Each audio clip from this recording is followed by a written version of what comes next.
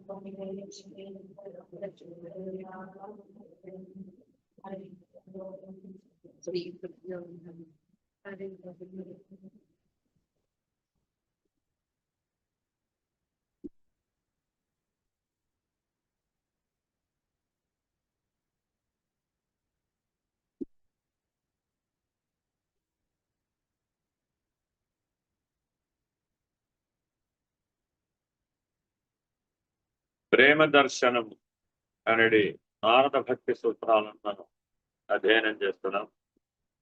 52వ సూత్రం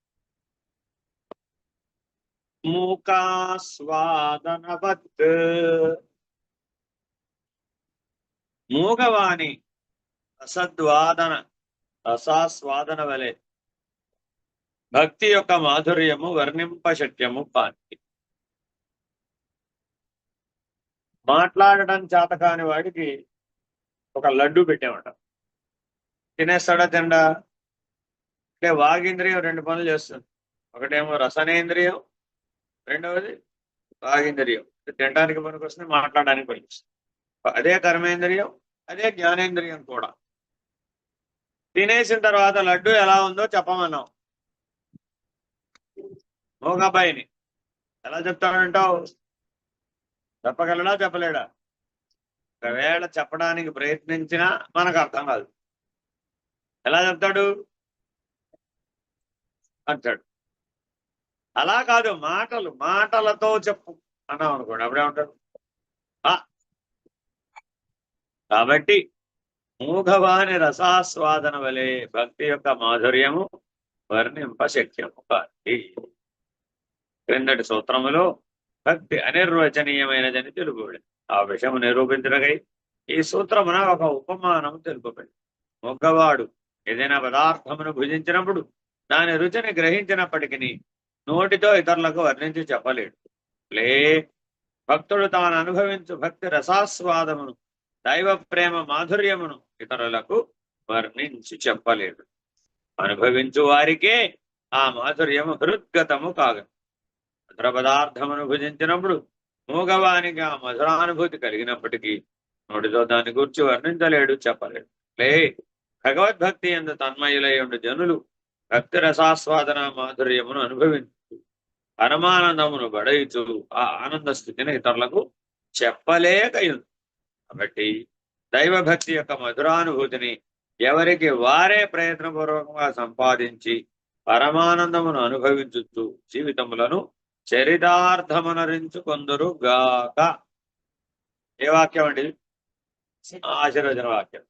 కాబట్టి ఎవరికి వారు భక్తిని స్వయముగా అనుభూతి చెందవలనే కానీ పక్కవారు చెప్పిన దాన్ని బట్టి నేనేదో తెలుసుకున్నానండి, దాన్ని బట్టి నేనేదో మార్చుకున్నానండి అంటానికి అలా వీలు కాదు.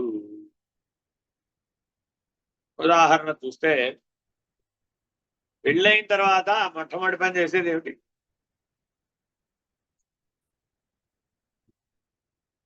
ఆఫ్టర్ మ్యారేజ్, అందరూ పెళ్ళైన వాళ్ళు ఉన్నారు. పెళ్లి తర్వాత నూతన వధువులు చేసే మొదటి పని ఏమిటి? మొదటి పని ఏమిటి? పెళ్ళైన తర్వాత నూతన వధువులు చేసే మొదటి పని ఏమిటి? మొదటి పని ఏమిటి? నూతన వధూవరులు పెళ్ళైన తర్వాత చేసే మొదటి పని ఏమిటి?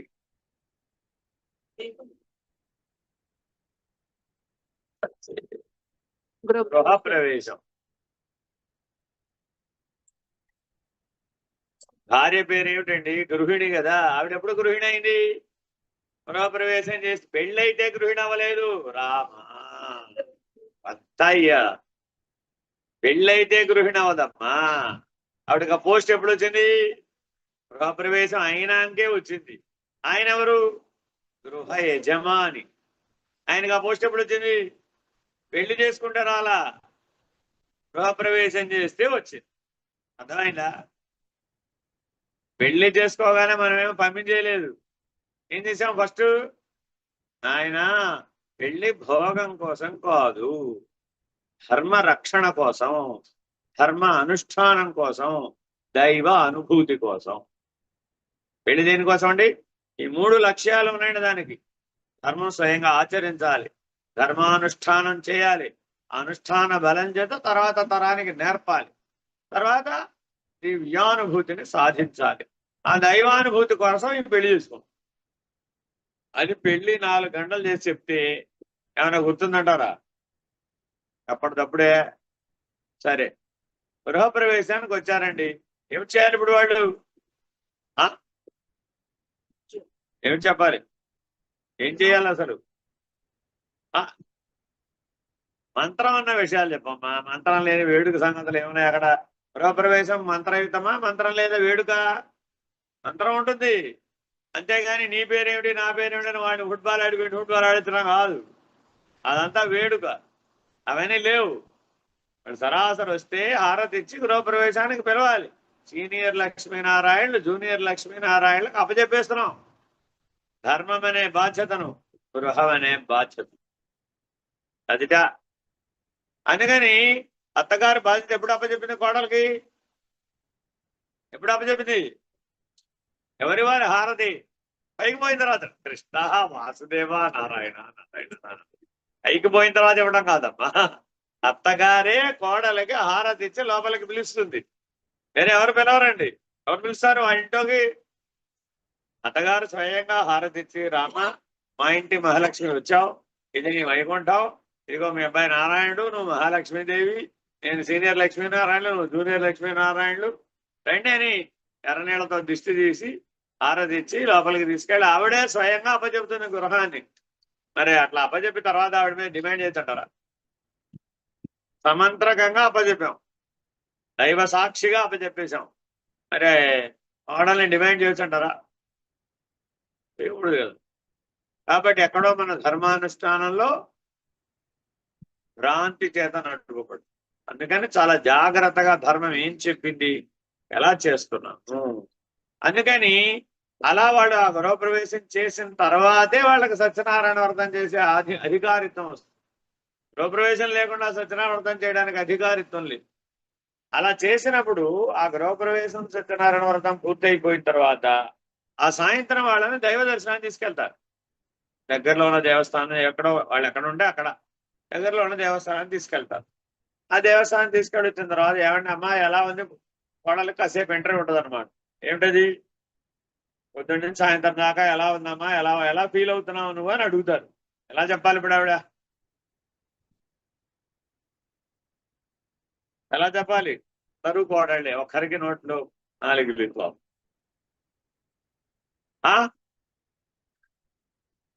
పొద్దున్న నుంచి సాయంత్రం దాకా గృహప్రవేశం, అవుతాం, హడావిడి సాయంత్రం మళ్ళీ దైవ దర్శనానికి వెళ్ళి రావడం.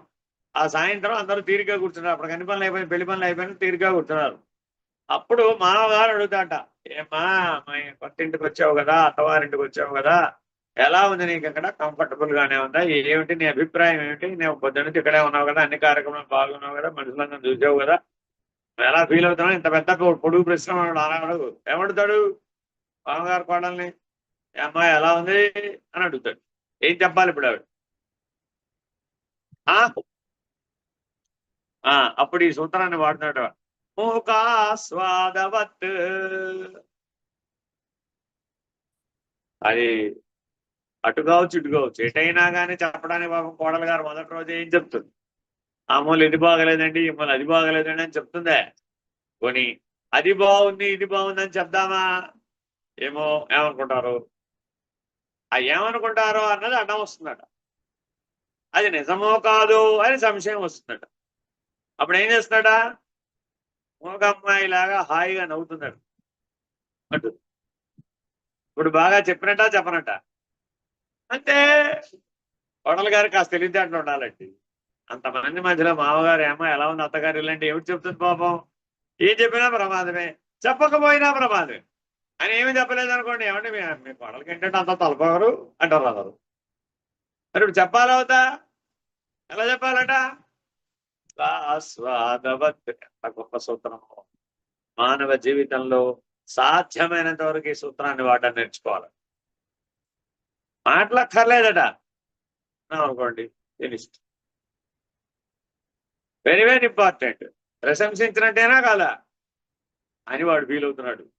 మనం ఆల్రెడీ ఇక్కడ లోపల వాడిని విమర్శిస్తూ ఉంటాం. కాబట్టి చాలా జాగ్రత్తగా ఆ రసాస్వాదన యొక్క అనుభూతిని మాటలలో చెప్పడానికి వీలుగా. Very very important. అదే ప్రశ్న మళ్ళా షష్ఠి పూర్తి తర్వాత కూడా ఇదే గృహప్రవేశం ఉంటుందండి. షష్ఠి పూర్తి అంతా అవభృత స్నానం అయిపోయినాక మళ్ళా వెళ్తారు. ఇప్పుడు కోడలు గారు మళ్ళీ అత్తగారికి హారతిస్తుంది. సేమ్ సీన్ రిపీట్, రివర్స్ అనమాట. అర్థమైందండి? అంతమందిలో అత్తగారు అడుగుతారు, హౌ డు యూ ఫీల్ అని.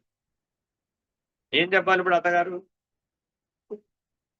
ఆవిడ అంతకంటే యోధురాలు, ఎక్స్పీరియన్స్ కదా.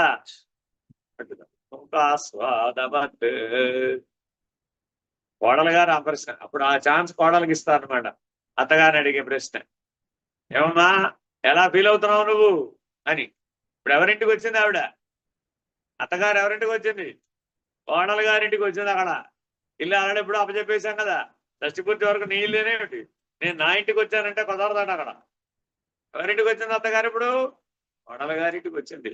పొద్దున్నే సాయంత్రం దాకా హడావిడి అయిపోయినాక సాయంత్రం అక్కడ మామగారు కదా అడిగింది, ఇక్కడ కోడలు గారు అంతమంది మధ్యలో ఏమమ్మా ఎలా ఫీల్ అవుతున్నావు పొద్దున్నుంచి అని అడుగుతున్నాడ. అప్పుడు అత్తగారు ఏం చెప్పాలి? అడిగింది ఎవరు? ఏమన్నా చెప్తే రేపటి నుంచి ఫుడ్ ఉండదు. తినా కాదా? కాబట్టి ఏమిటి చెప్పినట్ట చెప్పనట్ట లాగా మానవ జీవితంలో ఎన్నో సంఘటనలు. ఆ సంఘటనలన్నీ దేనితో కూడుకున్నాయి? రసాస్వాదన అనుభూతితో కూడుకున్నాయి. ఏమంటే నీ తెలివితేటలకి జగత్తు సంబంధించిన విషయాలే ఇలా ఉంటే భగవంతుడికి సంబంధించిన దివ్యానుభూతిని ఎలా మాటల్లో చెప్తావు? చూడండి, పిల్లవాడికి తల్లి అదేమిటి అన్నప్రాసన చేస్తారు కదా. అన్నప్రాసన రోజు ఏం పెడతారు? పాయసం, పరమాన్నం పెడతారు కదా. పాలు అన్నం వండి పెడతారు.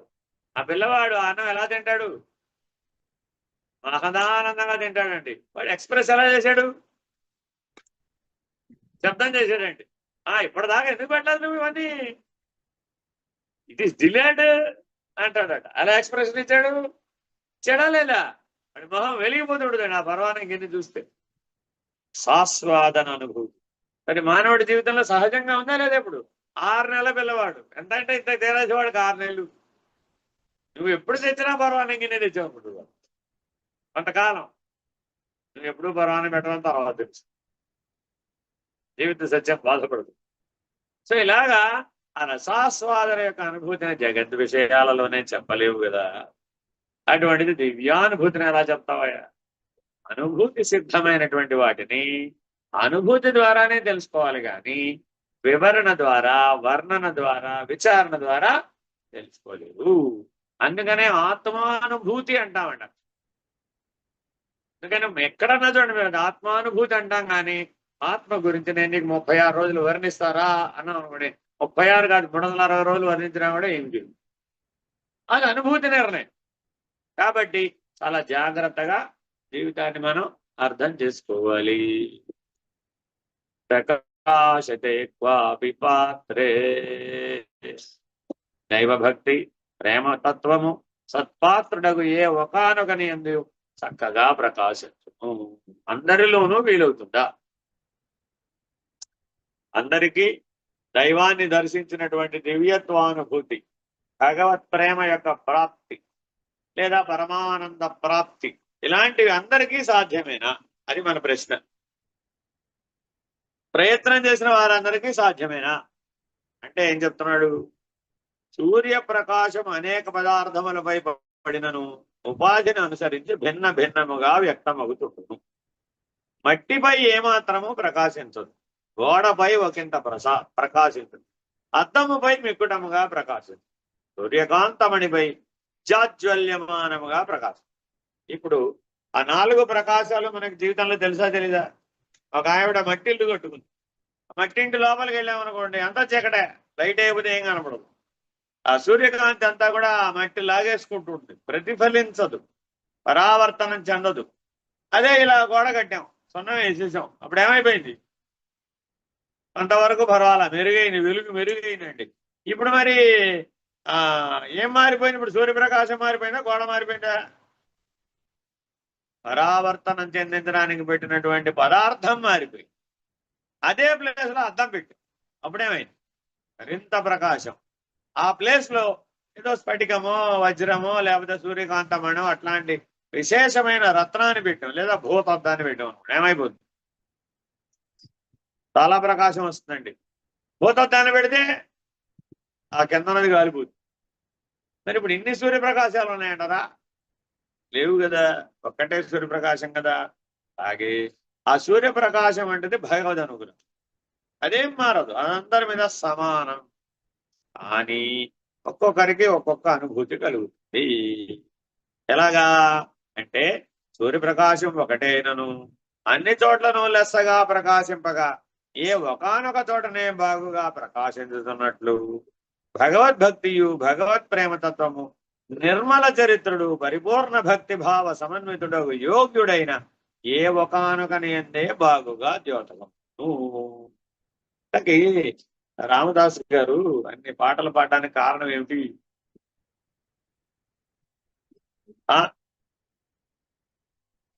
రాముడు అందరికీ సమానం కదా. రాముడు ఒక్కొక్కరికి ఒక్కొక్క రాముడు ఉంటా.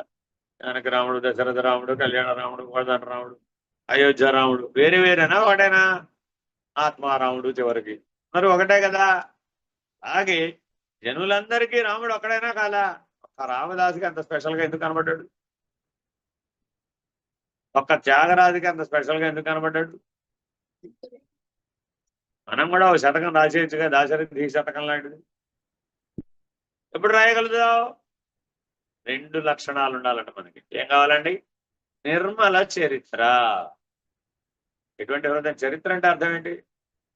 నేను ఎక్కడ పుట్టానో అక్కడి నుంచి ఎప్పటిదాకా లెక్కలు చెప్పడం కాదు. అదిగా చరిత్ర అంటే. నిర్మల హృదయం. దాని అర్థం ఏంటి? నిర్మల హృదయం. భగవంతుని యొక్క ప్రకాశం దీపించాలి అంటే స్ఫటికము వంటి నిర్మల హృదయం ఉండాలి. పరిపూర్ణ భక్తి భావ సమన్వితుడై ఉండాలి. ఆ పరిపూర్ణ భక్తి భావ సమన్వితుడైనటువంటి నిర్మల హృదయం కలిగిన వాడిలో అది దేదీప్యమానంగా ప్రకాశిస్తుంది. వాడు ధరించడమే కాక ఆ భగవద్ అనుభూతిని అనేక రకాలుగా ఎంతో మందికి అందించే ప్రయత్నం కూడా చేస్తారు. లోక కళ్యాణ కారకమవుతుంది. ఏనండి? మరి మన దగ్గర ఋషులు గుప్పెడ మందే ఉన్నారు. గంపెడ మంది ప్రజలు ఉంటే ఋషులు ఎంతమంది ఉన్నారు? గుప్పెడ మందే ఉన్నారు. మరి ఎవరయ్యా ఋషి అంటే ఎవరైతే భగవద్ దర్శన ప్రాప్తిని పొందారో వాడే ఋషి. ఎవడైతే ఆత్మ సాక్షాత్కార జ్ఞానాన్ని పొందాడో వాడే ఋషి. ఆత్మ సాక్షాత్కార జ్ఞానం కలగని వాడు ఋషి కాదాలడు. మరి అతని నిర్మల హృదయం ఉండాలా వద్దా? ఎటువంటి భక్తి ఉండాలి? పరిపూర్ణ భక్తి భావ సమన్వితమైనటువంటి హృదయం ఉండాలి. కాబట్టి చిత్తశుద్ధి కలవాడును, సర్వభూతదయను అలవర్తుకనినవాడును, దైవ చింతనయందు అనవర్తము సంలగ్నుడై ఉండువాడును ఒక పుణ్యాత్ముని అందే ఆ ప్రేమతత్వము దైవభక్తి లెస్సగా ప్రస్ఫుటించును.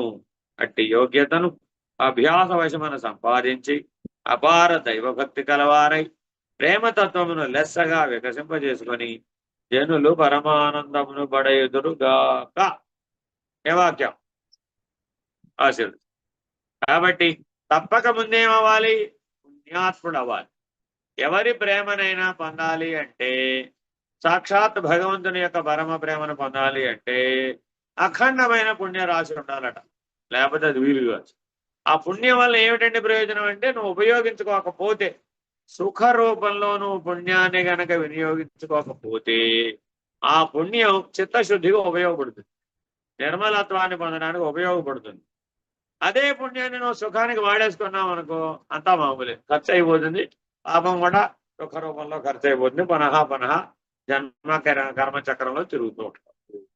కాబట్టి సాధ్యమైనంత వరకు గురు పుణ్య మహోరాత్రం మనం కూడా చెప్పాయి. ఏం చేయాలండి? పగలు రాత్రి అనే తేడా లేకుండా పుణ్యం చేయి. ఆ సుకృత బల విశేషం చేత నీకు నిర్మల హృదయం లభిస్తుంది. అంటే నిర్మల హృదయంలో భగవంతుడనే దీప ప్రకాశం, స్వరూప జ్ఞాన ప్రకాశం ప్రకాశిస్తుంది. అప్పుడే నీవు దాన్ని పొందగలుగుతావు. చిత్తశుద్ధి లేకుండా అది వీలు కాదు. 3 గుణాలను దాటకుండా అది వీలు కాదు. వృత్తులను దాటకుండా వీలు కాదు. వాసనలను దాటకుండా అది వీలు కాదు. గుణత్రయాన్ని దాటాలి, వాసనాత్రయాన్ని దాటాలి, శరీరత్రయాన్ని దాటాలి, తాపత్రయాన్ని కూడా దాటాలి, అవస్థాత్రయాన్ని కూడా దాటాలి. సాక్షాత్కారం పొందాలంటే అవస్థాత్రయాన్ని కూడా దాటాలి. అప్పుడు మాత్రమే నీకు ఆ భగవద్ అనుభూతి సాధ్యమవుతుంది. అదే ఆత్మానుభూతి అన్న. 54 గుణరహితం కామనారహితం ప్రతిక్షణవర్తమానమవిచ్ఛిన్నం సూక్ష్మతరమనుభవ రూపం. చాలా మంది సూక్ష్మం సూక్ష్మం సూక్ష్మం అంటారా? సూక్ష్మం ఎన్ని రకాలుగా ఉందండి చెప్పలేదు. ఎన్ని రకాలుగా ఉంది? సూక్ష్మము, సూక్ష్మతరము, సూక్ష్మతమము. కాబట్టి ఈ కనబడేటటువంటి స్థూలమైనటువంటి ప్రకృతికి సూక్ష్మ ప్రకృతి, ఆ సూక్ష్మ ప్రకృతిలోనే సూక్ష్మమైనటువంటి స్థితి, సూక్ష్మతరమైన స్థితి, సూక్ష్మతమైన స్థితి. అంటే అర్థం ఏంటి? అది దైవిక, అది భౌతిక, ఆధ్యాత్మిక. ఏదైతే భౌతికం అంటున్నావో అదంతా ఏమిటి? అది భౌతికం. అర్థమైందండి? సూక్ష్మం అంతా ఏమిటి? ఆధ్యాత్మ. అదే కారణం అంతా ఏమిటి? అది దైవికం. ఇది మర్చిపోకూడదు. కారణమంతా ఏమిటి? అది దైవికం. సూక్ష్మమంతా ఆధ్యాత్మికం, స్థూలమంతా అది భౌతికం. ఇలా తెలుసుకోవాలి. ప్రతి చోట ఈ 3 ఉంటాయి. కానీ నువ్వెవరు? ఈ 3 నువ్వు కాదే. ఆ 3 నువ్వేనంటే త్రిపుటిలోకి వెళ్ళిపోతావు అప్పుడు జీవుడు. కాబట్టి ఏం చేయాలి? నువ్వు ఈ 3ంటిని తెలిసి దాటాలి. Very very important. అలా ఎవడైతే తెలిసి దాడతాడో వాడు జ్ఞాని, అధిగమిస్తాడు. వాడు ఆధ్యాత్మికం చేత గాని, అది భౌతికం చేత గాని, అది దైవికం చేత గాని ప్రభావితం కాడు. ఎందుకని వాడే ఆధార స్వరూపుడు, వాడే పరబ్రహ్మ స్వరూపుడు కాబట్టి, వాడే పరమాత్మ స్వరూపుడు. మరొకరిపై ఆధారపడేటటువంటి అవసరం లేదు. అలాంటి స్థితిని ఎలా సాధిస్తాడు మరి? గుణరహితం, కామనారహితం, ప్రతిక్షణ వర్ధమానం, అవిచ్ఛిన్నం. 4 లక్షణాలు. సూక్ష్మతరం, అనుభవ రూపం. ఈ ప్రేమతత్వము త్రిగుణములను దాటి వైచినదియు, ఏ కోరికలు లేనిదియు, క్షణక్షణము వృద్ధి నొందినదియు, తెంపు లేనిదియు, మహాసూక్ష్మమైనదియు, అనుభవ రూపమైనదియు అయి. ఎన్ని లక్షణాలు ఏంటి భక్తికి? అదేంటి? ఏ కోరికలు లేనిది. 2 క్షణక్షణము వృద్ధి అగునది. 3 తెంపు లేనిది. 4 మహాసూక్ష్మమైనది. 5 అనుభవం. ఒక్కసారి గనక ఈ భక్తి అనే బీజం గనక సరిగ్గా నాటుకుంటే, ఒక మొక్క ఎలా అయితే దినదిన ప్రవర్ధమానం అవుతుందో అలా అది పెరుగుతూనే ఉంటుందట. అవిచ్ఛిన్నం, కంటిన్యూస్ ప్రాసెస్. తెంపు లేకుండా దాని ప్రభావాన్ని చూపిస్తుంది. కాబట్టి ఎంత ప్రయత్నం చేసైనా సరే ఈ భక్తిని పొందాలి, ఎంత ప్రయత్నం చేసైనా సరే ఈ జ్ఞానాన్ని తప్పక పొందాలి. ఈ భక్తి జ్ఞానాలను పొందడానికి ఏమైనా అడ్డం వస్తే ఏం చేయాలి? అడ్డమేమి రావా? బోల్డ్ అడ్డాలు వస్తాయి. ఏమైందండి? నువ్వు అదేమిటి, ఏదైనా పర్వటి దినంలో ఇంటిలో పూజ చేద్దాం అనుకున్నావు అనుకోండి, పెద్ద పూజ చేద్దాం కూడా, చిన్న పూజ చేద్దాం కూడా, పండగ కదా పెద్ద పూజ చేయాలంటావు. పెద్ద పూజ అంటే ఎంతకాలం అంటుంది మీ ఆయన. కనీసం 3 గంటలు పడుతుంది అనుకో. ఏమైపోతుంది ఆయన పని? 3 గంటలు పూజ అయితే అలాగా 30 నిమిషాలు ఉంది నీకు పర్మిషన్ అంతే అంటాడు. ఈశ్వర పూజకి నీ పర్మిషన్ ఏమిటి? గెటౌట్ అని దేవుడు. నన్ను గెటౌట్ అంటావా? 3 గంటలు చేస్తే మేమందరం పడిపోం ఎక్కడ? జీవుణ్ణి బాధించి ఆ రాతి విగ్రహాన్ని పూజిస్తావేమిటి? నేను రాతి విగ్రహాన్ని పూజించడం లేదు, దైవాన్ని పూజిస్తాను. ఇంకేమైంది ఇప్పుడు? పాదమా భక్తే? పాదమా భక్తే? ఇప్పుడు పాదమేనా? వాదానికే 3 గంటలు సరిపోయింది. ఈ లోపల ఆ పూజ అయిపోయింది. కానీ వీళ్ళిద్దరు అటులాగి ఇటు పీకి, అటులాగి ఇటు పీకి చివరికి 3 గంటల టైం అయిపోయింది. ప్రయోజన శూన్యం. మన జీవితం ఇలా కాలక్షేపం జరిగింది. కానీ మనం అసలు ఎలా చేయాలంటే, ఇప్పుడు ఇది ప్రేమతత్వం యొక్క స్వరూపము 6 విశేషణముల ద్వారా ఈ సూత్రంలో తెలుపబడింది. అది త్రిగుణాతీతమైనది. ఎవరితో వాదించక్కర్లేదు, ఎవరికి ఏం నిరూపించక్కర్లేదు, ఎవరికి ఏమంతకంటే ఏమి విప్పి చెప్పక్కర్లేదు, వాడికి ఏం ఎక్స్ప్లెయిన్ చేయక్కర్లేదు. నువ్వు చేయాల్సింది చేస్తే చాలు. కర్తృత్వ రహిత కర్మాచరణ నువ్వు చేస్తే చాలు. భోక్తృత్వ రహితంగా జీవిస్తే చాలు. నిష్కామంగా జీవిస్తే చాలు. నిర్మోహంగా జీవిస్తే చాలు. నిర్మమా మమతా హంత్రి, నిష్పాపా పాపనాశిని, నిష్క్రోధ క్రోధశమని, నిర్లోభ లోభవంతి. మరి లైన్లో అన్ని మంచి లక్షణాలు చెప్తున్నారు కదా. మరి భక్తుడికి ఏముండాలి? చదివి ఈ లక్షణాలు, ఈ నామాలు చదివి కోపం వస్తే ఎలాగా? చూడండి, ఇదంతా చదివేశానండి, నన్ను అసలు లలితా సహస్రనామం చేసుకొని ఒకటి మీరు గడవత అని కుటుంబ సభ్యుల మీద విరుచుకుపడుతున్నాడు. అప్పుడు ఆవిడ మహాకాళి అన్నమాట. అప్పుడు వాళ్ళందరూ లలితాత్రి పురుషుందరిని పూజిస్తే మహాకాళి బయటకు వచ్చిందేంట్రా బాబు అని. 2 ఒకటే, నాకు అర్థమైపోయిందిలే మహాకాళి అనుకుంటున్నామని అని చెప్పాడు. కృష్ణ వాసుదేవా. ఇప్పుడు ఆవిడకి తెలియదే? ఇది తెలుసు, కానీ మరి కంట్రోల్ లేదు, స్వాధీనత లేదు, అధిగమించే శక్తి లేదు. మనస్సు అనే అంతరంగాన్ని, అంతఃకరణాన్ని అధిగమించే శక్తి లేదు. మనసు, బుద్ధి, చిత్తం, అహంకారం అనే అంతఃకరణ చతుష్టయం ఒక ఇంద్రియమే కదా. ఒక్క పని పుట్టేది, దాని ద్వారా పేర్లు పెట్టామంతే. కాబట్టి ఆ ఒక్క మనస్సుని ఆ పరమాత్మకి స్వాధీనత చేసేస్తే ఏమైపోయింది? అప్పుడు లేదు కదా, అది పరమాత్మే కదా. అప్పుడెప్పుడు సౌమ్యమే, అప్పుడెప్పుడు సహనశీలతయే, అప్పుడెప్పుడు పరమ ప్రేమ రూపమే, పరమానంద ప్రాప్తి. భక్తితో పూజ చేస్తే ఆనందం కలిగి నీవు ప్రేమస్వరూపుడిగా మారాలి, ఆనంద స్వరూపుడిగా మారాలి, జ్ఞానస్వరూపుడిగా మారాలి. అంతేగాని రౌద్ర రూపాలు వస్తే ఎలాగా, ఉగ్ర రూపాలు వస్తే ఎలాగా, అర్థమైందండి. ఆ ప్రేమతత్వం యొక్క స్వరూపము 6 విశేషణముల ద్వారా ఈ సూత్రమున తెలియదు. అది త్రిగుణాతీతమైనది, నిష్కామమైనది అనగా కామనా వివర్జితమైనది. అది ప్రతిక్షణం అభివృద్ధి నందనే గాని తరగదు. మరియు ఆ భక్తి అవిచ్ఛిన్నమైనది, తెంపు లేనిది, అత్యంత సూక్ష్మమైనది, అనుభవ రూపమై విరాజిల్లున్నది. ప్రేమతత్వము దైవభక్తి ఎంతటి మహిమాన్వితమై అలరారుతున్నదో ఈ పై విశేషముల ద్వారా తేడతెల్లమవుతున్నది. 6టికి దైవీ లక్షణాలని పేరు. ఈ 6 దైవ లక్షణాలు మనకి భక్తి ద్వారా సంక్రమిస్తాయి కాబట్టి ఈ పూజ లేదా భక్తి లేదా ఆరాధన లేదా అభిషేకం లేదా అర్చన ఇవన్నీ బహిర్ముఖమా అంతర్ముఖమా? అంతర్ముఖంలో ఏం చేయాలి మరి? ఈ 6 చేయాలి. 6నేమో బహిర్ముఖం, ఈ 6నేమో అంతర్ముఖం. బహిర్ముఖంలో చేసే ఆచరణ, ఈ అంతర్ముఖంలో 6 దైవీ లక్షణాలని పెంచాలి, వృద్ధి చేయాలి. అప్పుడు నీ జీవితం మారిపోతుంది. నువ్వు నిజ భక్తుడివే, అనన్య భక్తుడివే, ఏకాంత భక్తుడివే, జీవో బ్రహ్మైవ నా పరహ అనగలిగేటటువంటి జ్ఞానానుభూతిని పొందడానికి భక్తి చాలా చాలా అవసరం. అలాగే జీవేశ్వరో అభిన్న అనే అనుభూతిని పొందవచ్చు. ఒకానొకడు, పూర్వం చెప్పాడుగా, ఒకానొకడు. ఎందుకని? ఆ భగవంతుడు సూర్యుడు వలె ప్రకాశిస్తున్నాడు. మనం సూర్యకాంత మణి వలె ఉంటేనే, ఒక స్ఫటికం వలె ఉంటేనే దేదీప్యమానమైనటువంటి జ్వాలగా ప్రకాశిస్తున్నాం. మట్టి గోడగా ఉంటే ప్రకాశాన్ని పుచ్చుకుంటామే తప్ప ప్రకాశాన్ని తిరిగి ఇవ్వలేం. కాబట్టి చాలా జాగ్రత్తగా మనల్ని మనం సూర్యకాంతమణిగా మార్చుకోవాలి. అలాగే ఈ 6 దైవీ లక్షణాలని తప్పక అంతర్ముఖంలో ఆచరించాలి. బహిర్ముఖంలో ఆచరించడానికి అవకాశం లేదండి. ఏదో ట్రావెల్లో ఉన్నావు, ఏదో విమాన ప్రయాణమో, రైలు ప్రయాణమో, బస్సు ప్రయాణమో, ఏదో ఆ సమయానికి సంధ్యా సాధన చేసే అవకాశం లేదు, ఆ సమయానికి నిత్య పూజ చేసే అవకాశం రాలేదు. అప్పుడు ఏం చేయాలి మరి? లోపల చేయి. లోపల ఈ 6 దైవీ గుణాలను ఎప్పుడైతే భావన చేస్తావో, ఆ అభావ స్థితిలో నిలకడ చెందుతావో, హృదయ స్థితిలో నిలకడ చెందుతావో, ఆ జపా స్థితిలో నువ్వు ఎప్పుడైతే జపం చేస్తావో, గాఢమైనటువంటి నిర్వికల్ప సమాజనిష్ట కలుగుతుందో, అప్పుడు నీవు ఆ ఆత్మానుభూతినే పొందుతున్నావు ఎక్కడున్నా.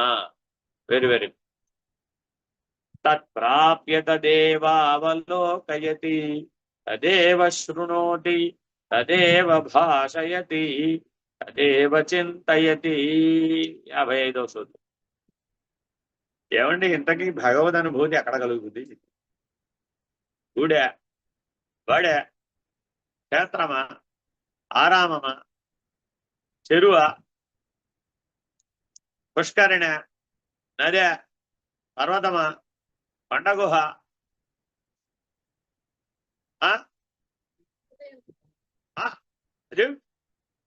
ఎంతమంది ఎక్కడ ప్రయత్నం చేస్తున్నారు? వటవృక్షమా, రావి చెట్ట, ఔదుంబర వృక్షమా, దేవతా వృక్షాలు చాలా ఉన్నాయి. మామిడి చెట్ట, అబ్బో అసలేమో తులసి లేకపోతే లాభం లేదు, తులసి చెట్ట, ఉసిరి చెట్ట, లేకపోతే ధాత్రి వృక్షం. ఇలా ఎన్నో ప్రయత్నాలు చేస్తున్నారో చేయడం లేదా? కార్తీక మాసం వచ్చిందంటే ఆ ఉసిరి చెట్టు గోవింద మాడి మసైపోవలసింది, దీపాలు వెలిగించి వెలిగించి వెలిగించు. ఒరే, వాళ్ళు ఏం చేయమన్నారు, వీళ్ళు ఏం చేస్తున్నారు అనుకుంటారు.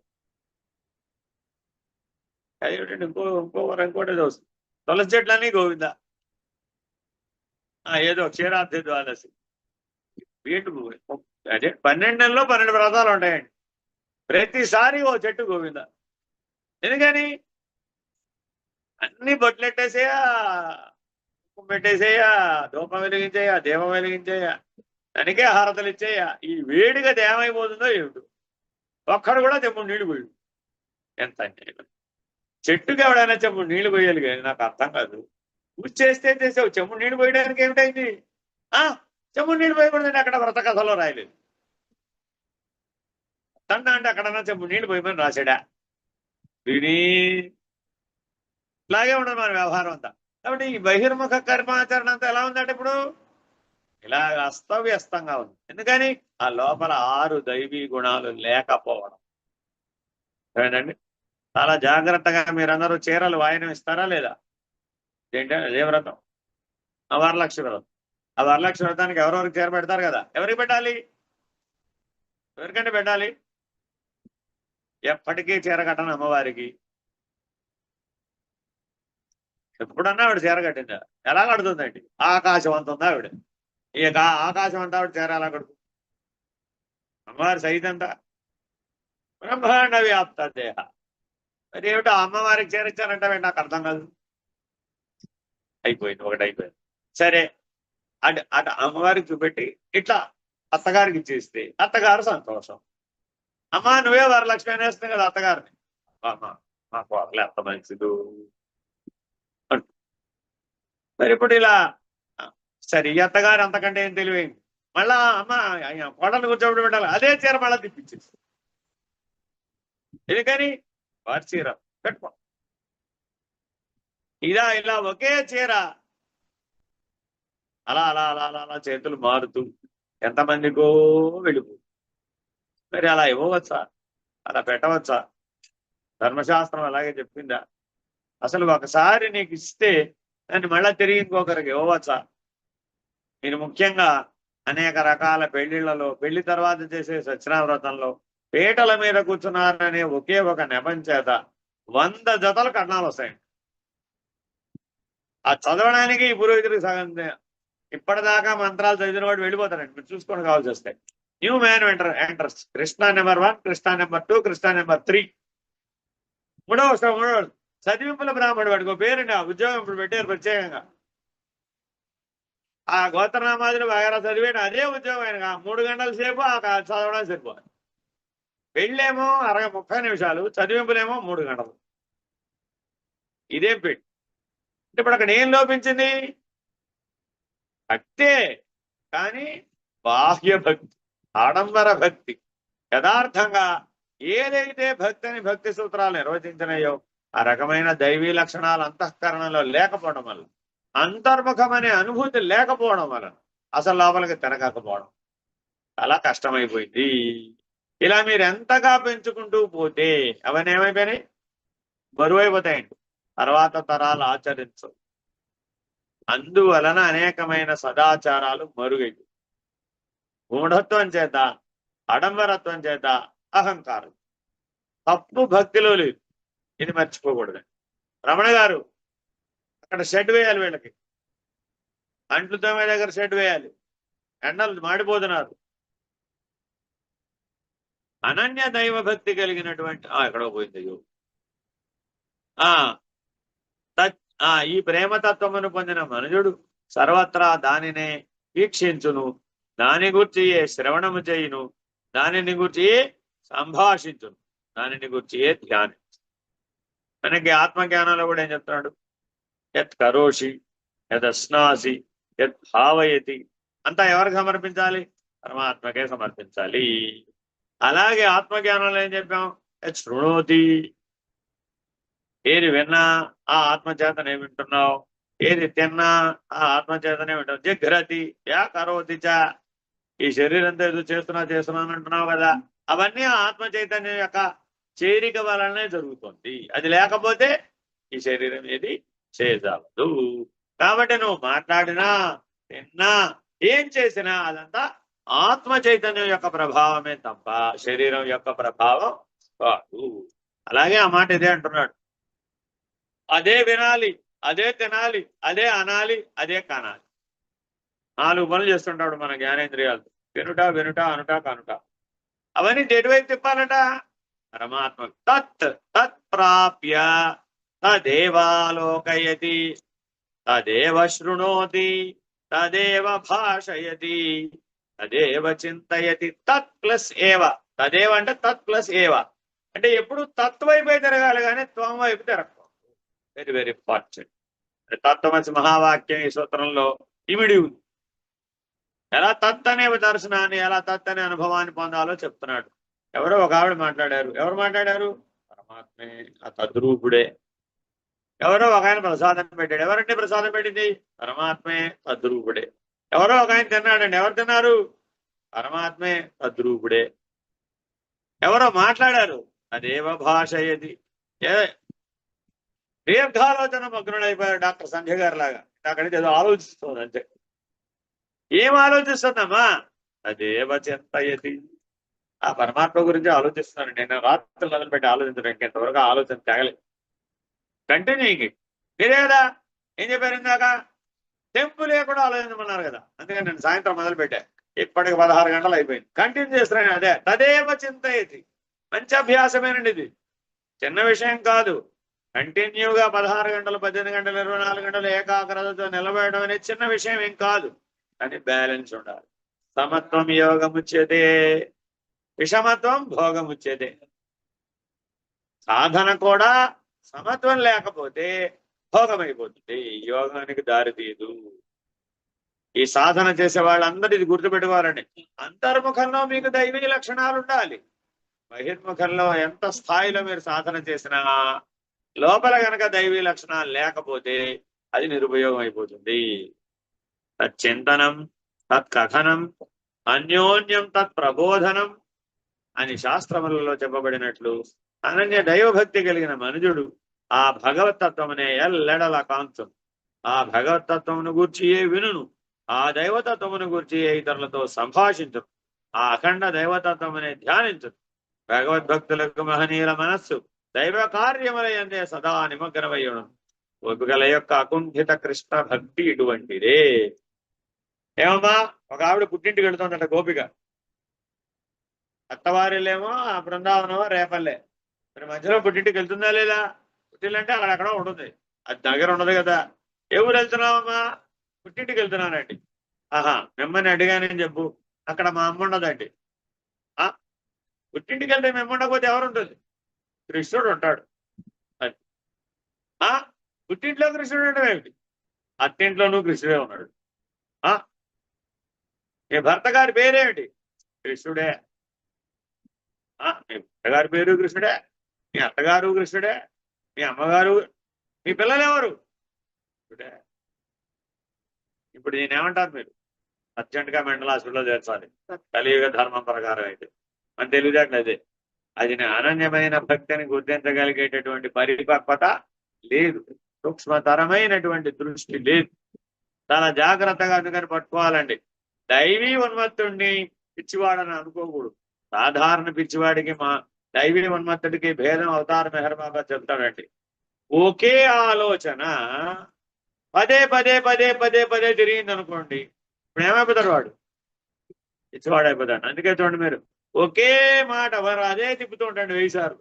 అంటే మనోవేగము 1,00,000 రెట్లు పెరిగిపోతుంది. వాడు మామూలుగా ఉన్న స్థాయి కంటే మనోవేగం 1,00,000 రెట్లు పెరిగిపోయి అంత శక్తితో బలంగా ఒక గుణాన్నో, ఒక సందర్భాన్నో, ఒక వాక్యాన్నో, ఒక అనుభూతినో పట్టుకుని దాన్నే ఒక నిమిషానికి 1000 సార్లు అనుభవిస్తుంటాడు. ఆ వేగం తట్టుకోలేక అది పిచ్చిగా మరి వీడు పిచ్చివాడు. రెండోవాడు ఉన్నాడు. వాడేమిటి? సున్నా మనసు, సున్నా పనిచేయదు, లేదు. ఏముంది? దైవం ఒకటే ఉంది, పరమాత్మ ఒకటే ఉన్నాడు, ఆత్మ ఒకటే ఉంది అని ఎప్పుడూ ఆత్మానుభూతి ఎందు, ఎప్పుడూ బ్రహ్మానుభూతి ఎందు, ఎప్పుడూ పరమాత్మ స్థితి ఎందు దైవీ ఉన్మత్తతో మునిగిపోయాడు. ఆయన ఎవరు? హస్తామలకు. పుడుతూనే మనసు సున్నా. దాని మీద నానా కష్టాలు పడి బొర్ర బద్దలు కొట్టుకుని ఎవరి చేతన్నా ఎవరన్నా కొబ్బరికాయ నెత్తి మీద పట్టాడు, తొందరగా తెలివి వస్తుందేమో అనే స్థాయి దాకా సాధన చేసి చివరికి ఏమిటి సాధించామో తెలియదు. ఏ శ్రమ లేకుండా పుడుతూనే బ్రహ్మలేన స్థితితో పుట్టింది. మనసు సున్నా. ఉన్నదే బ్రహ్మము, నేను బ్రహ్మమే, నువ్వు బ్రహ్మమే, అంతా బ్రహ్మమే. అర్థమైందండి? అలాంటి స్థితిలో పుట్టినటువంటి మహనీయులు భారతదేశంలో చాలా మంది ఉన్నారు. హస్తామలు కూడా అందులో అగ్రగణ్యం. అందుకని ఎవరు మోక్షం పొందుతారయ్యా? దాని కొరకై పుట్టిన వాడైనా మోక్షం పొందు, లేదా దాని కొరకే జీవించిన వాడైనా పొందు. అంతే. మోక్షాధికారి ఎవరు? దాని కొరకే పుట్టాలి, లేదా దాని కొరకే జీవించాలి. ఈ 2 లక్షణాలు ముఖ్యమైనవి. తచ్చింతనం, తత్కథనం, అన్యోన్యం తత్ప్రబోధనం అని శాస్త్రంలో ఇదే విషయం భగవద్గీత చివర కూడా ఉంటుందండి. ఎవరెవరైతే రోజు గీతను అధ్యయనం చేస్తారో, ఇతరులతో సంభాషిస్తారో, ఇతరులకు బోధిస్తారో, అదే చింతనం చేస్తారో వాళ్ళు తప్పక భగవత్ ప్రాప్తిని పొందుతారు అని గీతా ఫలంలో రాసి ఉంటుంది. భగవతత్వమును ఎల్లడలా కాంచుతును, ఆ భగవతత్వమును గురించి వినును.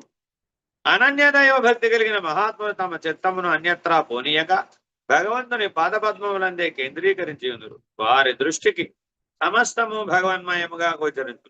అట్టి వారు భగవద్ధ్యానమందే సదా అనురక్త చిత్తులై దత్త చిత్తులై ఉందరు. వెయ్యేల వారు భగవన్మయులై వెలయుదు. Very very important. ఎట్టి చింతనయో అట్టి ఫలం, అట్టి అనుభూతి. ఏమిటా ఫలం? అనుభూతి. ఏ చింతన చేస్తే ఆ అనుభూతి కలుగుతుంది. కాబట్టి భగవత్ చింతన మాత్రమే చేయాలి, విషయ చింత చేయవు. విషయ చింతన అంటారు చాలా మంది. విషయ చింతన కాదది, విషయ చింత. అర్థమైందండి? చింతకి పరిష్కారం చింతన. చింత ప్రాబ్లం, పరిష్కారం ఏంటి? చింతన. భగవత్ చింతన, విషయ చింత. అర్థమైందండి? అట్టి వారు భగవద్ధ్యానం అందే ఉంటారు. వెయ్యేల వారు భగవన్మయులే వెలుగుతుంటారు. ఎలాగా? ఉప్పుగల్లు నీటి ఎందుకు కరిగిపోవునట్లు భగవద్భక్తుల మనస్సు భగవంతుని అందే సర్వదా లీనమై ఉండును. అలా ఎప్పుడైతే మెలకువా కళా నిద్ర అనే భేదం లేకుండా భగవద్ అనుభూతి ఎందు నువ్వు మునిగిపోయి ఉంటావో అప్పుడు నీవు భగవన్మయుడవే, సాక్షాత్తు భగవంతుడివే. అర్థమేనండి? ఇంతకీ పరమాత్మను అంత సీరియస్ గా చూడొచ్చా నువ్వు? గౌణీ త్రిధా గుణభేదాదార్థాది భేదద్వా. గౌణ భక్తి. ఇప్పుడు అసలు విషయంలోకి వచ్చేసాడండి. గౌణ భక్తి, ముఖ్య భక్తి, మధుర భక్తి, ఇలా చాలా భక్తులు ఉన్నాయి. ఇందులో గౌణ భక్తి అంటే సామాన్య భక్తి. సత్వరజస్తమో గుణముల యొక్క భేదమును బట్టి లేక ఆర్తాదుల భేదమును బట్టి 3 విధములుగా ఉండును. ఇదివరలో ముఖ్య భక్తిని గురించి వివరించి చెప్పి ఇప్పుడు సామాన్య భక్తి లేక గౌణ భక్తిని గురించి వివరించున్నాం. సామాన్య భక్తి సాత్విక, రాజసిక, తామసిక భేదములను అనుసరించి 3 విధములుగా నుండును.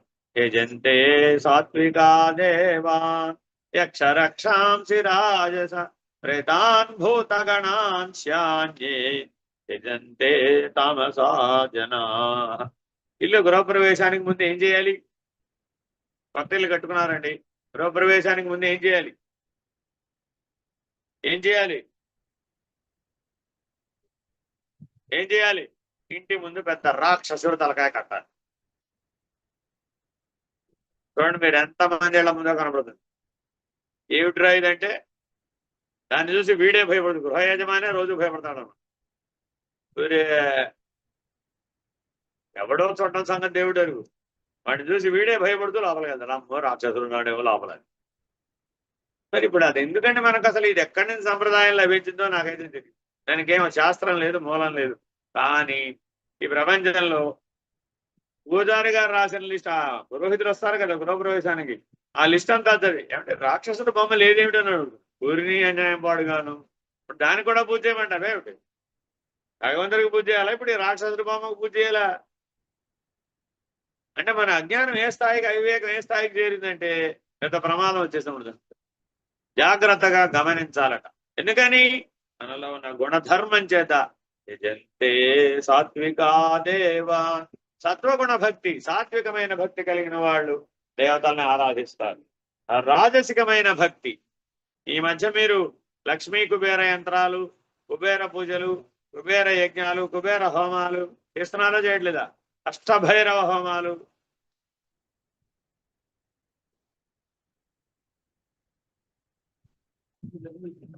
ఇవన్నీ రాజసిక భక్తి. యక్షులు, కిన్నెరలు, కింపురుషులు, గంధర్వులు, దేవతలు తప్ప మిగిలిన వాళ్ళంతా రాజోగుణమే.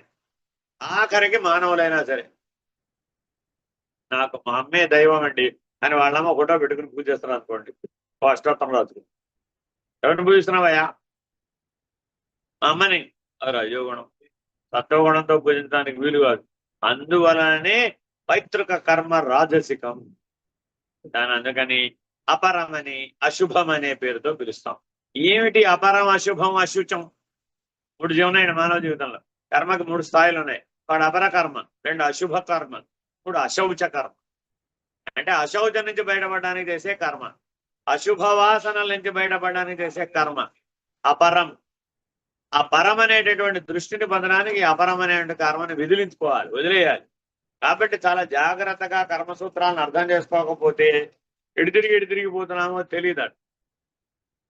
దేవతలనే పేరుతో మనం యక్షరాక్షసులను పూజిస్తాం, భూత ప్రేత పిశాచాది గణములను పూజిస్తాం. అప్పుడు ఏమవుతుంది? వాళ్ళే అనుగ్రహిస్తారు. అప్పుడు ఏమవుతుంది? పిలిచావు కదా అని వాళ్ళందరూ డైరెక్ట్ గా మీ మనోమందిరంలోకి, మీ ఇంట్లోకి వచ్చేస్తారు. 4 భూతాలు మీ ఇంట్లో ఉన్నాయనుకోండి, మీరు క్షేమంగానే ఉంటారా? ధైర్యంగా ఉంటారా? 4 భూతాలు ఉంటాయనుకోండి, ఏం చేస్తాయి అవి? నీ ప్రాణమే ఆహారం వాటికి. వాటికి ఏమంటే ఆహారం అంటే ఆ యజమాని దిన క్షీణించిపోతుంటాడు.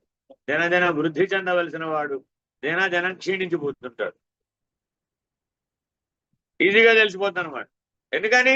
పిలిచావు కదా, ఆల్రెడీ ఆరాధన చేసావు కదా, నీ వెంట రావడం వాటి ధర్మం. ఎవరు పిలిస్తే వాడు వెనకాల వెళ్తాయి. మీరు కావాలంటే అందరికీ పూనకాలు రావు, చూసుకోండి. అందరికి వస్తాయా? రావండి. ఒక్కసారి వాటి జీవితంలో ఒకసారి వచ్చిందంటే మళ్ళా వస్తుంది. అలాంటి సిచ్యువేషన్ వస్తేనే వస్తుంది, మళ్ళీ వేరే సిచ్యువేషన్లో రాదు. కొంతమందికి ఎలాంటి సిచ్యువేషన్లో అయినా వస్తుంది. స్వామి నిర్భయానందుల దగ్గరకు ఒక అమ్మాయి వచ్చింది. ఆ అమ్మాయి లోపల ఒక పెద్ద కోబ్రా అంటే ఏమిటి, తెలత్రాచుకం ఉంది, సజీవమై ఉంది సూక్ష్మ శరీరంలో. అంతే, కాటు వేయడానికి అట్లా లేచిందంటే, ఆ కాటు పడి ఉంటే అంతే సంగతులే. అక్కడే ఉన్నా, చూస్తూనే ఉన్నా. ఆడింది మామూలాగా ఆడింది. ఒక్కసారి అలా లేచి కాటు వేయడానికి ప్రయత్నం. మనల్ని మనం రక్షించుకోవాలవుతా, రక్షించుకుంటే అలాగా అంతా పరమేశ్వరేచ్ఛ అనాలా. ఆయన తనను తాను రక్షించుకోలేదు. ఎలా జరిగితే నాకేమైనా ఉదాసీనంగా ఉండాలి. పక్కనే ఉన్నా నేను, అంతే గట్టిగా కాలుతో ఒక నేల మీద అలా కొడితే నేల మీద పడిపోయింది. అలా లేవలేదు. ఎందుకు చేసావా అలాగా? మన పని ఏమిటి? సర్వభూత హితే రతా, దైవీ లక్షణం. అలా చేస్తే అది సర్వభూత హితే రత. అదే ఆ ఘాటు మీ మీద పడితే అటు చూస్తే అలా ఇటు చూడాలి కదా. ఇక్కడ ఎవరున్నది అన్నారు? ఇక్కడ ఎవరున్నది? పరమాత్ముడు ఇదేం చేస్తుంది? నీలాంటి హీనుడు దీనుడు అనుకున్నావా? ఇక్కడ ఉన్నది. ఇక్కడ ఎవరున్నారు? దేన్నైనా హరించుకోగలిగిన పరమాత్మ. అలా మనం ఉదాసీనంగా ఉండాలే గాని ఇలా నువ్వు శక్తిని ప్రయోగిస్తే నీ స్థాయి కిందకు పడిపోతుంది. నీ దగ్గర ఉందనేగా ప్రయోగించావు, ఆవిడ దగ్గర ఉందనే కదా ఆవిడ ప్రయోగించింది. మీరిద్దరు దొందుతుందే కదా. ఆవిడ దగ్గర తామసిక శక్తి, నీ దగ్గర సాత్విక శక్తి. నువ్వు దేవతలను పూజించావు, శక్తులు సంపాదించావు. ఆ శక్తితో ఆ తామసిక శక్తిని నిర్వీర్యం చేసావు. చూడడానికి బాగానే ఉంది, చెప్పుకోవడానికి బాగానే ఉంది, కానీ గుణధర్మం అనేటటువంటి బంధం ఏర్పడుతుంది కదా. మరి శక్తిని వాడకూడదు కదా, ఉదాసీనుడిగా ఉండాలి కదా. గుణాతీతుడవై నిర్జించాలే గాని గుణమునందు ప్రవేశించి నిర్జించకూడదు కదా. నీ లక్ష్యం పరబ్రహ్మం కదా, నీ లక్ష్యం జీవన్ముక్తి కదా, నీ లక్ష్యం ఇది అని పెద్ద క్లాసెస్. కాబట్టి అది ఎంత అవసరమైనా సరే చాలా జాగ్రత్తగా ఆలోచించాలి. ఎంత శక్తివంతుడు అయినా సరే చాలా జాగ్రత్తగా ఆలోచించాలి. ఎందుకంటే కర్మ చేసామంటే అందులో గుణం వచ్చేస్తుంది. కాపాడవచ్చు, పెద్ద విషయం కాదని ఏం లేదు. ఇటుకేస్తే వస్తాయి, ఏవైనా పలుకుతాయి. ఊరికే పిలిస్తేనే పలుకుతాయి. ఎవరు? దేవతలు పలుకుతారు, యక్షరాక్షసులు పలుకుతారు, భూత ప్రేత పిశాచగణాలు కూడా పలుకుతారు. చాలా చిన్న విషయం అది. అదేదో పెద్ద గొప్పగా చెప్పుకుంటారు, అంత అవసరం లేదు. కానీ ఏం ప్రయోజనం? సున్నా. దానివల్ల జ్ఞానం సున్నా. ఆత్మజ్ఞానం దృష్ట్యా, బ్రహ్మజ్ఞానం దృష్ట్యా ఈ సకల శక్తులు సున్నానే. ఏం ప్రయోజనం? అదే మాట ఇక్కడ అంటున్నాడు. భక్తి సాత్విక, రాజసిక, తామసిక భేదములను అనుసరించి 3 విధములుగా ఉండదు. కానీ లేక ఆర్తభక్తి, జిజ్ఞాస భక్తి, అర్థార్థ భక్తి. చతుర్విధా భజంతే మాం జనా సుకృతినో అర్జున. ఆర్తో జిజ్ఞాసురర్థార్థి జ్ఞానే చ భరతర్షభ. నన్ను ఆశ్రయించి నలుగురు భక్తులుంటారు. నలుగురు భక్తులుంటారు అంటే ఆర్తుడు భక్తుడే, అర్థార్థి భక్తుడే, జిజ్ఞాసువు భక్తుడే, జ్ఞాని కూడా భక్తుడు. నలుగురిలో ఉన్న కామన్ లక్షణం ఏమిటి? భక్తి. చాలా మంది జ్ఞానులు మీరు భక్తులంటే ఒప్పుకోరు. నేను జ్ఞాని, నేను భక్తుడు కాదు, నేను దాటేశానంట. అబ్బా ఏమిటి దాటేశాడు? అన్ని విగ్రహాలు తెచ్చి బయటపరిచి. జ్ఞానం వచ్చిన తర్వాత చేసే పని ఏంటి? మొట్టమొదట దేవుడి పటాలు, దేవుడి విగ్రహాలు, విగ్రహారాధన చేయకూడదు. సాకార సగుణ ఆరాధన చేయకూడదు. పటాలు అసలే ఉండకూడదు. ధ్యానం, మన జ్ఞానం, వాళ్ళ భక్తి, అది పనికిరాదు. ఇలా ఎన్నో సాంప్రదాయాలు దేవతా విగ్రహాలను, దేవతా ఫోటోలను బయటికి పంపించలేదు. దేవతలు వెళ్ళిపోతే ఎవరు వస్తారు? ఏమో, ఎవరిని పిలిస్తే వాడు వస్తారు. ఆ పేరు మీద ఎవరిని పిలిచి మేము నీ మనసు పని చేయకుండా ఏమి లేదు కదా. ఆ ఒక గుణాన్ని మారిస్తే ఏం చేస్తుంది? ఇంకో గుణంతో పనిచేస్తుంది. మరి అప్పుడు ఆ ఇంట్లోకి ఎవరెళ్ళు ఉంటారండి? ఉంటారా? ఎందుకు చెప్తున్నానంటే ఈ మాట, పాదుకా పూజలు చేశాం మనం అందరం. ఆ సందర్భంలో నేను ఎంతమందినో గమనించాల్సిన అవసరం వచ్చింది. పిలిచారు పాదుకా పూజకి. పాదుకా పూజ మీరు చేయించుకోండి అని మన వాళ్ళు అడుగుతారు కదా, అందరిని అడిగారు. అడిగితే మేము ఇంట్లో ఉన్న విగ్రహాలు, దేవుడి పటాలన్నీ బయట పారేసి ఆల్రెడీ 10 ఏళ్ళు అయింది. ధ్యానం ఎప్పటి నుంచి మొదలు పెట్టాం, అప్పుడు ఆల్రెడీ అవన్నీ పారేమన్నారు, పారేసాం. మేము ఇంట్లో దీపం కూడా వెలిగించాం. మీరేంటో పాదుకా పూజ అంటారు. ఏం చేయాలి మరి ఇప్పుడు? వాళ్ళని వెళ్ళి పూజ చేయగలుగుతామా? సాధ్యమా? వీళ్ళు మామూలే, మనం ఏదో పుస్తకం ఇస్తాం కదా, అది బాబా గారు ఇచ్చారు, అలా ఇచ్చారు, ఇలా ఇచ్చారు, ఆ మహిమలన్నీ అదంతా చెప్పారు. మీరెన్ని చెప్పినా మా ఇంట్లో దీపం వెలిగి మరేం చేస్తారు? ధ్యానం చేస్తారు. భక్తి లేని ధ్యానం ఎలా ఫలిస్తుంది? భక్తి లేని జ్ఞానం ఎలా ఫలిస్తుంది? భక్తి లేని ఆర్తి ఎలా ఫలిస్తుంది? భక్తి లేని అర్థార్థి, కొని నీ కోరికే, ఆ కోరిక భక్తి లేకపోతే ఎలా ఫలిస్తుంది? ఫలించదు. కాబట్టి ఆర్తులైన, జిజ్ఞాసులైన, అర్థార్థులైన, జ్ఞానులైన అంతఃసూత్రం భక్తే. ఆర్తుడు ఏదైనా బాధ కలిగినప్పుడు భగవంతుని భజించును. జిజ్ఞాసువు దైవతత్వమును తెలుసుకొనవలన ఉద్దేశ్యముతో భజించును. అర్థార్థి ధనము కొరకు దేవుని భజించును. భగవద్గీత యందు ఆత్తాది భక్తులలో చివరికి తెలుపబడినటువంటి జ్ఞాని యొక్క భక్తి మహోన్నతమైనది. ఇవాళ నలుగురిలో ఎవరి భక్తి గొప్పది? జ్ఞాని కలిగినటువంటి భక్తే గొప్పది, అది మహోన్నతమైనది. మిగిలిన 3 తక్కువ. అంటే తాత్కాలిక ఫలితమైనటువంటి ఆర్తి గాని, తాత్కాలిక ఫలితమైనటువంటి ధనము, లేకపోతే ఐశ్వర్యము, లేకపోతే సుఖము, అర్థార్థి కోరికతో చేసేటటువంటి పని గాని, లేదా భగవంతుని గురించి నేను ఎప్పటి నుంచో అసలే భూతద్దాలు పెట్టుకుని మరీ వెతుకుతున్నానండి బాబు, అన్వేషిని, భగవదన్వేషిని, జిజ్ఞాసుని.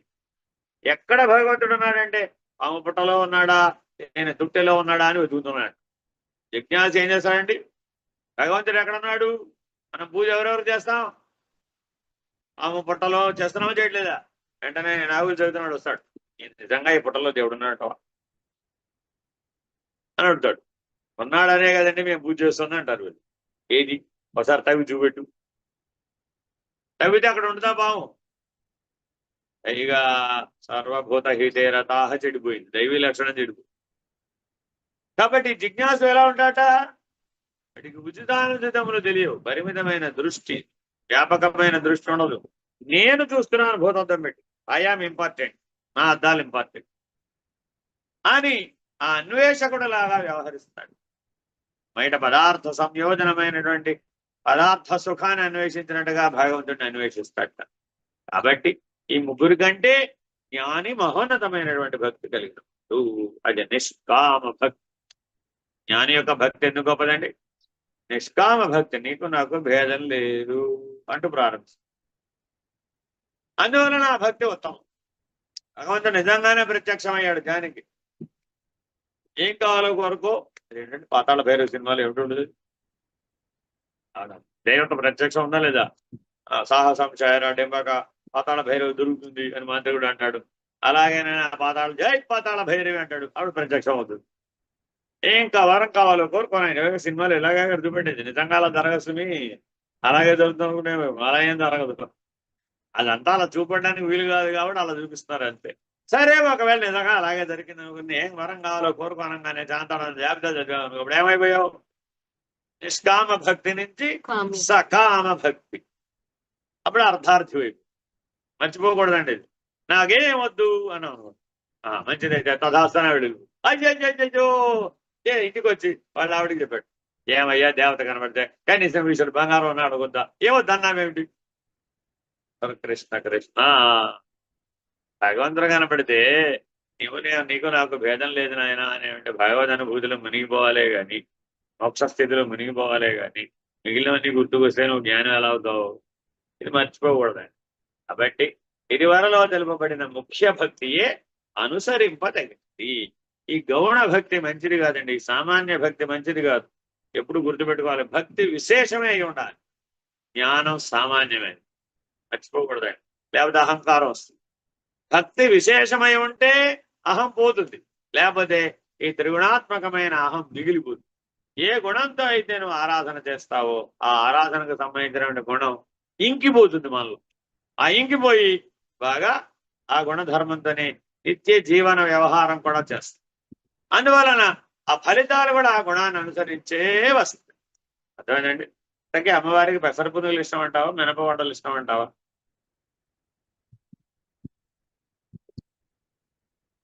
అమ్మవారికి పెసరపునుగులు ఇష్టమా, మినపవడలు ఇష్టమా? ఎక్కడికి వచ్చేసాం ఇప్పుడు? గౌణ భక్తి, సామాన్య భక్తి, ఇదేనా కాదండి?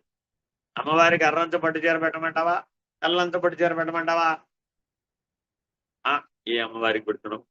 దుర్గాదేవి అయితే అది, కాళికాదేవి అయితే ఇది, సరస్వతీదేవి అయితే అది, మహాలక్ష్మి అయితే ఇది. ఒరే ఎంతసేపు మన గొడవంతా గౌణ భక్తి, సామాన్య భక్తి, త్రిభిర్గుణై, మూడు గుణాలతో అనేకత్వంతో చూడటమే అలవాటైంది. దాన్ని వదిలేసి ముఖ్య భక్తిని ఆశ్రయించాలి, అనుసరించాలి. అయితే గౌణ భక్తి మరి అందరూ ముఖ్య భక్తి ఆచరించలేదు కదండి. ఒకేసారి ఆత్మానుభూతితో ఆత్మజ్ఞానంతో మోక్షమే కావాలనే స్థితిలో ఉండగలడా? కానీ కొంతకాలం గౌణ భక్తిని ఆచరించవచ్చు. కానీ అది దేనికోసం? పరిపక్వత కోసం, సాధనానుభవం ద్వారా పరిపక్వత చేత, అభ్యాస వశము చేత కొంతకాలం నాకు అదే గౌణ భక్తి ముఖ్య భక్తిగా మారుతుంది. ఇప్పుడు వచ్చిన ప్రాబ్లం ఏమిటి? గౌణ భక్తిని వద్దన్నాం, మానేశాడు. ముఖ్య భక్తి చేత కాదు, అది కూడా మంచి. మనకు అల్టిమేట్ గా ఏం కావాలి? మానేయడం కావాలి. ఎందుకు వద్దన్నారని? ఆ గౌణ భక్తి వల్ల ప్రాబ్లం రా బాబు, గుణాలు బడపడిపోతాయి, అలా చేయమాకండి అని చెప్పారు. ఓహో, అయితే అన్ని బయటపారే అన్నాడు, అన్ని బయటపరిచాను. మరి ముఖ్య భక్తిని ఆచరించన్నాడు, అది నా చేత కాదు కదా, అందుకని మానేశాను. ఎలా ఇప్పుడు? అర్థమేనండి. ఏదో ఒక భక్తి ఉండటం మంచిదే, అసలు భక్తి లేకపోవడం కాదు. కానీ అక్కడే సెటిల్ అయిపోకూడదు. ఎప్పుడూ ఒకటో క్లాసేనంటే అలాగా. ఈ గౌణ భక్తి ఎటువంటిది? ఫస్ట్ క్లాస్ ఎంట్రీ, ప్రాథమిక విద్య, అది అవసరం కదా. కానీ ఎప్పటికీ హై స్కూల్లోనే రాకపోతే ఎప్పటికీ 5వ క్లాసే. 50 ఏళ్ళ నుంచి 5వ క్లాసులోనే ఉన్నట్టు. ఇక 5వ క్లాస్ చదివేది ఉంది. రిటైర్మెంట్ ఏజ్ వచ్చినాక 5వ క్లాస్ ఏం చదువుతాండి? ఇక ఎవరైనా నేర్చుకుంటారా? కాబట్టి జాగ్రత్తగా మన జీవితాన్ని ముఖ్య భక్తికి మార్చుకోవాలి. ఏమైనాను ముఖ్య భక్తియే సర్వులకు అనుసరణీయం. హరితో నమ. హరి పూర్ణమద పూర్ణమిదం పూర్ణముదచ్యతే పూర్ణస్య పూర్ణమాదాయ పూర్ణమేవావశిష్యతే. తత్సత్. ఓం శాంతి శాంతి శాంతి. హరి ఓం. శ్రీ గురుభ్యో నమః. హరి ఓం. నారాయణ నారాయణ. आत्मज्योति नमो परमात्मज्योति नमो आत्मज्योति नमो परमात्मज्योति नमो अखंड ज्योति नमो मम जीवन ज्योति नमो अखण्ड ज्योति नमो मम जीवन ज्योति नमो अंतर्यामि नमो श्री सद्गुरु साई नमो अंतर्यामि नमो श्री सद्गुरु साई नमो आत्मज्योति नमो परमात्मज्योति नमो आत्मज्योति नमो परमात्मज्योति नमो अखण्ड ज्योति नमो मम जीवन ज्योति नमो अखण्ड ज्योति नमो मम जीवन ज्योति नमो अंतर्यामि नमो श्री सद्गुरु साई नमो अंतर्यामि नमो श्री सद्गुरु साई नमो आत्मज्योति नमो परमात्मज्योति नमो आत्मज्योति नमो परमात्मज्योति नमो।